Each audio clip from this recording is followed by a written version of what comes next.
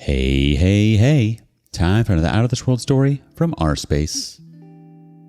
If I had $1 for every time I heard someone say, "It wasn't a big deal, why are you making such a fuss?" after cheating? Today on rSpace, don't allow yourself to be a doormat, no matter what. Up first, it's never the strong, silent types you have to worry about. It's the high school sweethearts. Would I be the a-hole for divorcing my wife after she cheated after her parents died? About a month ago, my wife's parents both died in a car crash. She has been an emotional mess. We live in her hometown, so we have been seeing her family and friends often. I've been supportive in any way I can. I've taken care of all the household chores, and I've been there for her every day. Here's where things get messy. She has an ex. Let's call him Luke. Luke is not just her ex. Luke is still friends with her, and her first love. They were high school sweethearts, and Luke was almost like another child to her parents. The death of her parents affected Luke a lot too. Honestly, I didn't initially like the fact that they were friends, but I trust my wife and moved on from that feeling. A few days ago, my wife said she was going to go out with her family. I told her I could go with her, but she insisted on going alone. She didn't come back until the next morning. I tried to call her and call her family members, but no one knew where she was. When she did come back, she was a mess. I asked her where she was all night. She told me she effed up so much. I tried to calm her down and told her to just tell me what happened and that it's okay, she can talk to me.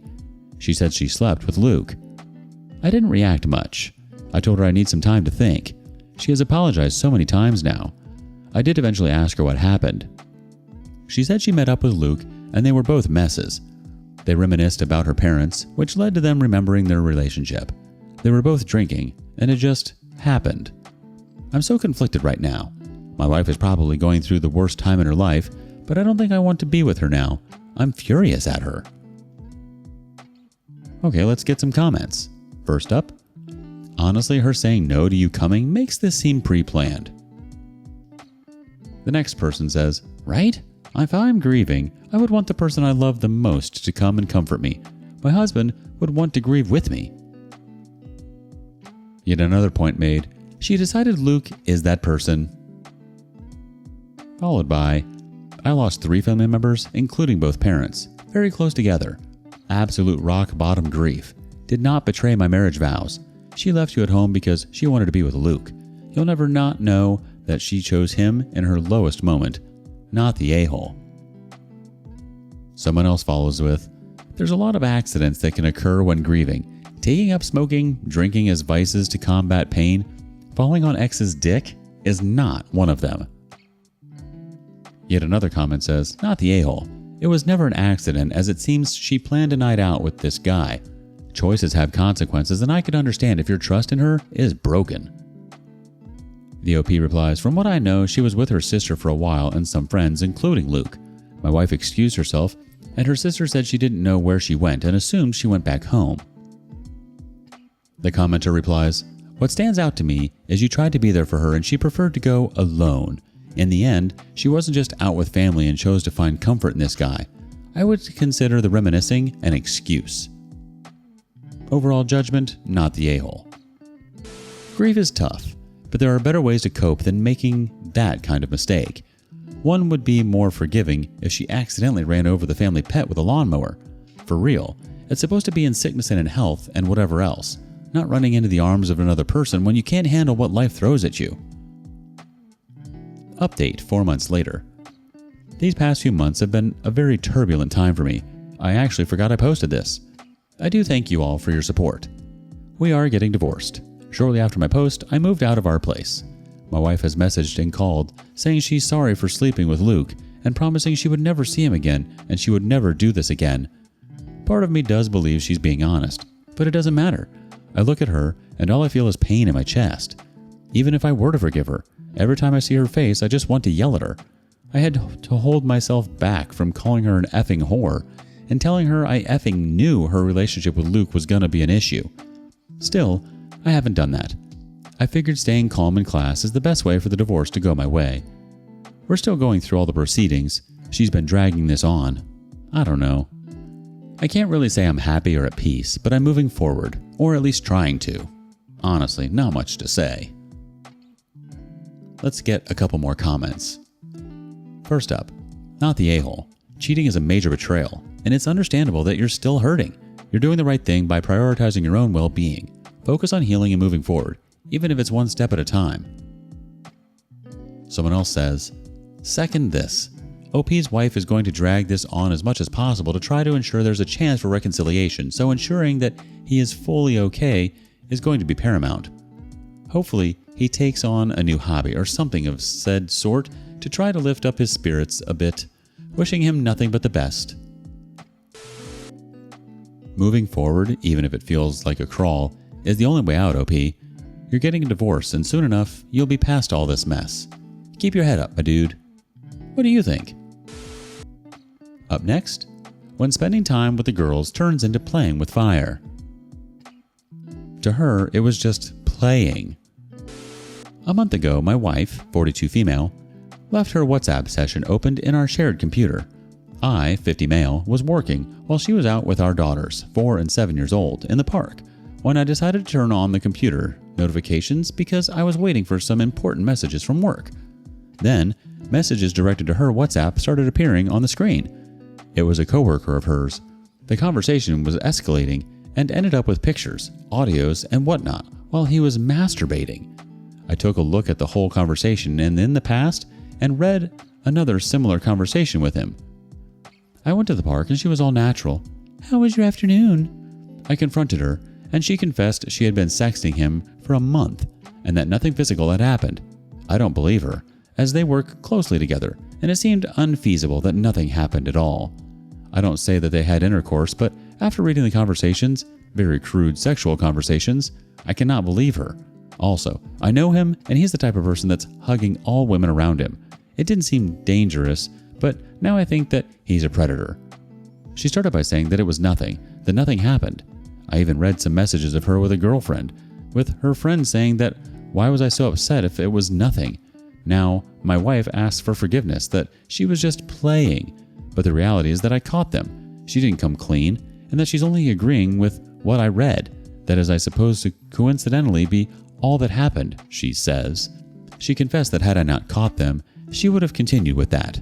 I cannot say 100% if something physical happened, but what I read was crude enough. It felt to me like betrayal, infidelity, break of trust. She also started with excuses, that we didn't have sex. We had sex 3 days earlier, so she didn't feel attractive, that I didn't commit to her. 1 month before, we decided to look for a house to buy. Just excuses. She could have chosen to do a lot of things before cheating. Now she says that she won't do it again. But she also says that she didn't think she was going to ever be capable of doing what she did. I'm devastated. I'm not excited with anything anymore. The work, the future, my children. I feel depressed, nauseated, tired. Even one day I got a fever, all night sweating, and the day after that, another day I had to take some pills to calm my anxiety. If, before I found out, someone would have told me that she was doing that, I would have told them that that was impossible, that she wouldn't do it. But boy, how wrong I was. I cannot help but think about the last month, how we were laughing, watching a TV series where the wife was cheating on her husband. How she was telling me that she had to buy new underwear because everything she had was old. She bought the new underwear. I didn't see it on her. How she was sexting with this man sitting in our sofa with the girls watching TV in front of her. Now she wants to fix the marriage, go to couples therapy and all, but I cannot see how can I be able to trust her anymore. Was this the first and only time she cheated on me? Is she going to repeat it? Do I only deserve to be with a woman that cheated on me? I went to a therapist to talk about it, and he told me that the relationship can be saved if we both want. But I think I cannot want to save it. Nothing can be done. I told her that I set a deadline to confirm and not my decision of divorcing her at the end of this month, August. So I don't rush a very important decision like this one. But I also told her that I currently still think I want a divorce. She's behaving like nothing happened, being super attentive with me, and even talking about our future as if we weren't going to get a divorce. I want to divorce her, but I suffer for my daughters. I'm also afraid of losing what I had for 10 years. Any advice is welcome. Thanks for reading. Update. She continued lying, and I continued looking for the truth, to the point of being obsessed. Of course, there was more than just some messages. She admitted kissing him in a couple of occasions, one of them after a work dinner where he took her home and then she went to bed with me. Of course, I cannot be sure of anything. The trust is broken. I had to go to a psychologist looking for help. I still go, but she helped me realize that I won't have the truth ever, or all the truth, and know all the details and explanations I wanted. So once my mind understood that, I was able to move on to the next step, deciding should I stay or should I go. And it took me 3 months. It's difficult to break the marriage, your life of the last 10 years, the relationship with your wife, but we are getting a divorce. She didn't want to, and she insisted and begged, but I reached a well-thought decision and I didn't flinch during our conversations. She minimized everything. It wasn't that important. Are you really going to end this because of that small thing? She always blamed me. What I did has no justification, but you weren't affectionate with me. I didn't feel loved. She victimized herself multiple times. She's now angry with me because I didn't fight for our marriage. Because she's the only one who has grown during this crisis, while I haven't really evolved. It's incredible how some minds work. She's the one that cheated on me and betrayed our relationship, but I'm the one who didn't fight. Ha! F you. This Friday, I'll leave the house. I'm here so the children have some days to get used to the idea of their parents separating. We told them this past Saturday. We'll have 50-50 custody. The money and assets are already split too. Now I want to look at the future with excitement. I deserve to have a different life, alone, or with someone that doesn't cheat on me. What I don't want is to live without being able to trust my couple, and having to remember all my life that one time, as far as I know, she chose to be with another man, for a month and a week, as far as I know again, because I caught her. Who knows how long it would last if I didn't, while she was with me. Thanks everyone for your help. Nothing happened, just a little bit of sexting and kissing, but definitely not cheating. Right. It's always a fun game of emotional gymnastics when someone who's been caught cheating wants to play a martyr. Go ahead and look forward to the future. This chapter's officially over, and if she's mad because you didn't fight for the marriage, well, she didn't put up much of a fight either. Trust me, you're better off fighting for yourself, OP. What kind of excuses have you heard from a cheating ex?